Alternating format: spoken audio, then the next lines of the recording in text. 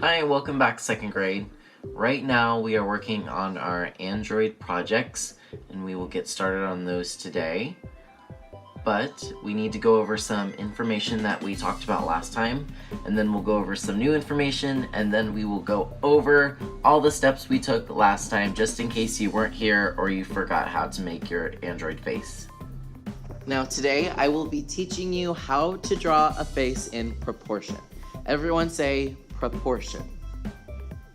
So proportion means that we're using a little bit of our math brain skills to make the face look real. Because everyone can draw a little happy face, but I want to train my second graders on how to make a face look totally real.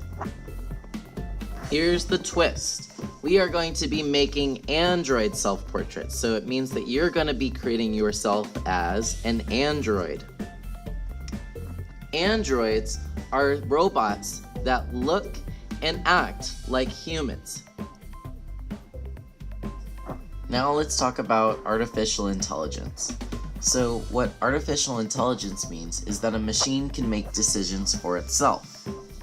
Now when you do your androids, you can show me what it looks like maybe on one side of the face inside the mechanics or like the mechanical parts of your android. You can show that to me, it's okay. Now if you look closely here, you can see that there's just different shapes. There's rectangles, triangles. Be creative, and this can be easy. I'll show you how I'm gonna do mine. You could make your android totally mechanical. Maybe it doesn't have skin like us. Maybe you can just see the parts like you see here. There's circles, there's different crazy lines. Maybe you're doing kind of crazy glow in the dark eyes. It's totally up to you. Maybe your android's kind of scary. Maybe it has more of a normal face, but in some areas it has like a totally cool laser or a cannon or a camera. Be creative. Maybe it's like Sophia, where you can see inside of her head and see the different mechanics, the wires and gears. I like that idea. I think I'm gonna do this side of the face more mechanical, and then I'll leave this more normal.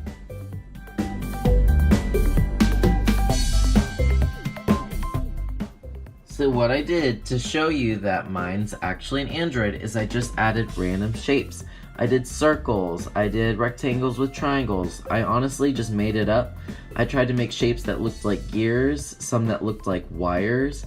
Maybe your robot is malfunctioning, maybe it's going crazy, maybe it's evil, maybe it's a good robot. I'll let you decide. And then I have to think about my background. I'm just gonna make it easy, and I'm gonna do the rays that we did from our landscape project outward. But maybe there's an android war going on. Maybe there's a whole bunch of androids behind it. Maybe your android is going to the mall and it's going shopping. Be creative in the background too. Now I'm gonna show you what the next step is. So you'll need to find one of these fine point Sharpies. This is the regular size, please don't get the jumbo. You're gonna need to go over all of your lines with the Sharpie. Every single one, that's right, you heard me.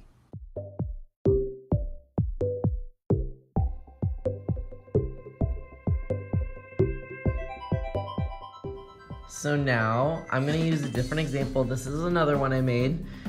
I want you, before we start today, to go ahead and check with a neighbor. You're going to exchange your portraits, and then I want you to look and make sure that your partner, whoever was around you that you're checking, went over all of their lines with the Sharpie. Did I go over all of my lines? I hope you said no. Now you can either go over those lines again with the Sharpies that are on the middle table, or you can take an eraser from the cup on your bin and erase those lines if you don't want them. Now today we're gonna be painting. You're gonna need a few things. You're gonna need your portrait.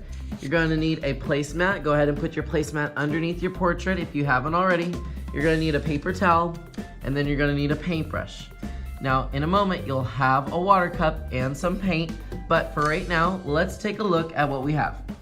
So, when you look at your portrait, I want you to double check and make sure that you have erased all the pencil lines that you need to erase. So remember, if you need to erase those, you can go back Make sure that all the lines that you need to go over in Sharpie have been gone over with. So what we're gonna do is we're going to switch portraits with someone nearby. It can be across from you or next to you. And I want you to double check someone. I want you to make sure that they erased all their lines and they've gone over with Sharpie. And then we'll take 2 minutes so that those people can catch up. Now, when I paint, remember we dip, let it drip in the water, and then you can choose a color. I think I'm gonna continue doing the hair, but I'm gonna use a little bit of red. So I'm gonna make some of the hair red just because I wanna be crazy. Just swirl it around a few times and then you can start painting. But let's say I want that color a little bit darker.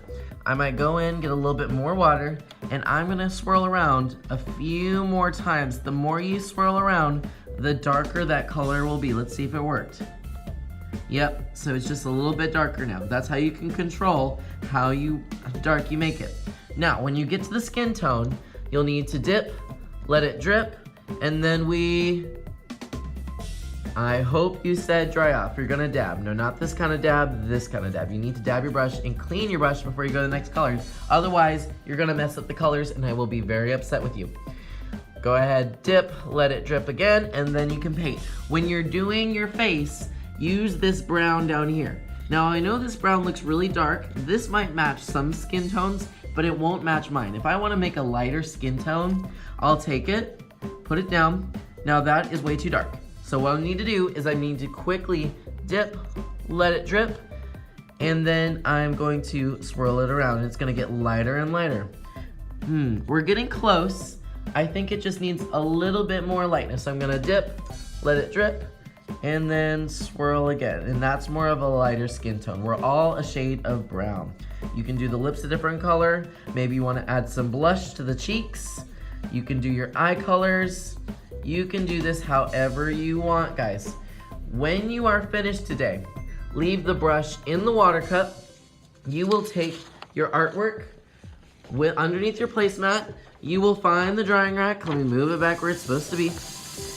And I want you to put it on the bottom level. Where are we gonna put it? The bottom level. I don't need to see people fighting to see who can put it on the top. That's not okay. Now, if you and your partner are done, I want you to both close up the tray and make sure the paper's in the water. The tray goes over here on the counter and you can just leave it there. The water cup, you'll need to make sure you use the green arrows. Keep your paintbrush inside it. You don't have to clean it out. And then you are just going to leave it in the sink for me. Has maybe 1, 2, or 3 people. Each person's gonna have a job. So if you are at a table with a partner, you can do rock, paper, scissors and find out who's getting in charge of the water and who's gonna be in charge of the paint.